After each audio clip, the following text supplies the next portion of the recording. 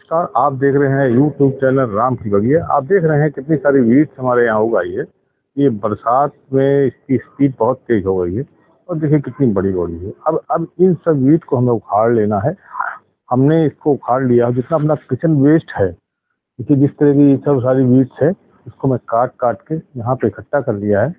और अब हम इन सबको कंपोस्ट बना लेंगे। दोस्तों, जिस तरह से हम लोग तरह तरह से लोग हमारे मित्र लोग कभी कभी बताते हैं कि आप जो है इसको गमले में डाल दीजिए और इसके ऊपर मिट्टी भर दीजिए और उसके ऊपर आप पौधा लगा दीजिए, तो वो प्रोसेस बिल्कुल गलत है। उससे बेहतर है कि आप सारे जितना भी वीड आपका है उसको कलेक्ट करिए और आप इसको एक, चाहे ग्रो बैग ले लीजिए, चाहे कोई भी डस्टबिन ले लीजिए, या आप कोई पॉट ले लीजिए, उसमें इकट्ठा करिए और धीरे धीरे इसको जो है आप कलेक्शन करते रहिए और उसमें भरते रहिए। आपके घर में जो भी किचन वेस्ट हो, केले के छिलके हों, फलों के छिलके हों, जो आपके पास सब्जी का छिलका हो, साग हो, साग का वेस्ट मटेरियल हो, घर में जो भी चीज हो, इवन आप उसके अंदर जो ये कार्डबोर्ड यानी कि दफ्ती आती है उसका भी, इसको भी डाल सकते। जो भी ऐसी चीज उसमें डाल दें प्लास्टिक छोड़ के, जो चीज डिकम्पोज हो जाए। तो इस तरह से आप कलेक्ट करके आप एक इतनी अच्छी और खूबसूरत सी कंपोस्ट बना सकते, जिसका आप मतलब अंदाजा नहीं लगा सकते। जो आप बाजार से महंगी महंगी कंपोस्ट खरीदते हैं, उस कंपोस्ट से बेहतर है कि आप इन जितना भी आपके पास इकट्ठा हुआ है, इस तरह हमारे पास बहुत सारी लीव हर रोज इकट्ठी होती है, तो हम रोज इकट्ठी करते, देखिए इतने सारे पौधे हमारे पास लगे हुए हैं, तो इन सब की पत्तियां अगल बगल बगल से उड़ के आती हैं। जब आप देखेंगे तो हमारे यहाँ बगल में बहुत बड़े बड़े पेड़ हैं, इन पेड़ से भी उड़ के आती बहुत सारी पत्तियां, और इन पत्तियों से हम जो है यहाँ कंपोस्ट बनाते हैं। और सारा जो हमारा ये कंपोस्ट है, वो हम इसी से कोशिश करते हैं कि अपना खाद का खर्चा चलाएं।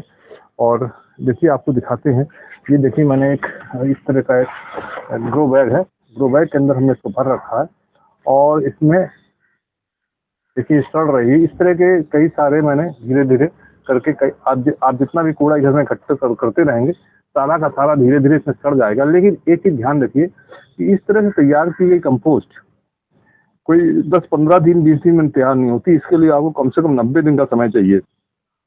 तो इस तरह से अगर 90 दिन आप इंतजार कर सकते हैं, आप वो करना भी इसमें कुछ नहीं है। आप चाहे तो बीच बीच पे इसमें नाइट्रोजन, मतलब क्योंकि जो इसको सड़ाने के लिए आपको पानी डालना पड़ेगा, पानी डाल दी, साथ में डीएपी अगर डाल देंगे, डीएपी डाल दें तो आप, या यूरिया डाल दें, तो आप देखेंगे आपका बहुत जल्दी हो जाएगा, तो 3 महीने में तैयार हो जाते हैं। लेकिन अगर आपको नहीं डालना है सब चीजें, तो नॉर्मल आपको 3-4 महीने आप इसको बंद रखिए और आप देखेंगे कि बहुत बढ़िया कंपोस्ट तैयार हो गई। आपको भी हम दिखाएंगे वो कंपोस्ट हमने कैसे तैयार करी है। तो इस तरह से आपके घर का कूड़ा भी साफ हो जाएगा और साथ में आपका खाद भी तैयार हो जाएगी। दोस्तों, तो इस तरह जितनी भी आपकी लीव, जैसे ये सारी लीव्स हैं, हम सारी लीव कलेक्ट कर लेते हैं और सारी कलेक्ट करके आप कंपोस्ट बनाते हैं। जैसे सारी लीव्स हैं, ये लीव को इसमें पड़ी रहने मत दीजिए, क्योंकि इस लीव में आपको फंगस लगने की संभावना रहती है। इसे ये वीड लगी हुई है, अभी इस को उखाड़ेंगे और इसको हम कंपोस्ट बना लेंगे। ये सब आप देख सकते हैं कि इस तरह से हम अपने कंपोस्ट की तैयारी करते हैं, तभी आप देखेंगे पौधे हरे भरे रहेंगे। अन्यथा आप बाजार से खाद लाएंगे, ऐसा नहीं, हमें भी खाद लाना पड़ता है। और अब देखिए ये हमने कंपोस्ट बना ली थी और ये आपको दिखा रहे हैं बढ़िया बनी हुई ये है। और हमने इसकी, ये थोड़ी बड़ी बड़ी है और ये करीब करीब हमने साल भर 1 साल हमने इसको पूरा करीब 1 साल के बाद ये तैयार हुई है। तो आप समझ सकते हैं, जो लोग गमले में पत्तियां भर देते हैं, तो आप समझ लीजिए कि पौधे को कितना सफोकेशन होता होगा कि उसके नीचे जो है पत्तियां सड़ रही हैं, वो नाइट्रोजन खींच रही हैं। नाइट्रोजन खींचेंगी कहाँ से? जमीन में आपने मिट्टी डाली है, मिट्टी से नाइट्रोजन खींचेंगी, तो नाइट्रोजन वो खींच लेंगी, तो आपके पौधे को क्या मिलेगा? आपके पौधे को कुछ नहीं मिलेगा। तो इस तरह से आपके पौधे की पत्तियां पीली हो जाएंगी। ये है साइंस, इसको समझने की कोशिश करिए। तो जो लोग ऐसे वीडियो बना रहे हैं, वो लोग कृपा करके ध्यान दें, क्योंकि ये गार्डनिंग कोई खेल नहीं है, ना ही ये जादू है। ये सिंपल कहानी है।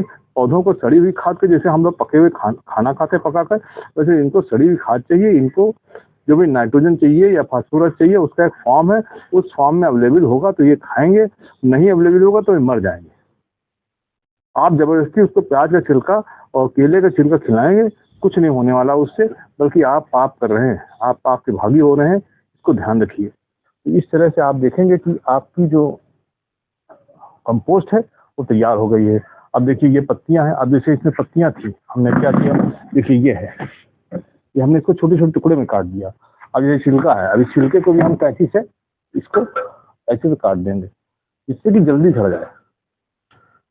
देखिए अब आप देख रहे हैं इसको, अब इसको हमने जैसे छिलका है इसको हम कैंची से काट देंगे। थोड़ा इसमें कठिन हो रहा है काटना, बताना, इसे कैंची से काट देंगे, छोटे हो जाएंगे तो आप देखेंगे कि ये जल्दी सड़ेंगे। तो आप समझ सकते हैं जब एक छोटा सा को हम सड़ाने के लिए कोशिश कर रहे हैं, तो आप अगर गमले में पूरी पूरी पत्तियां डाल देंगे, उसमें मिट्टी भर देंगे और पौधा लगा देंगे तो पौधा संघर्ष करता रहेगा।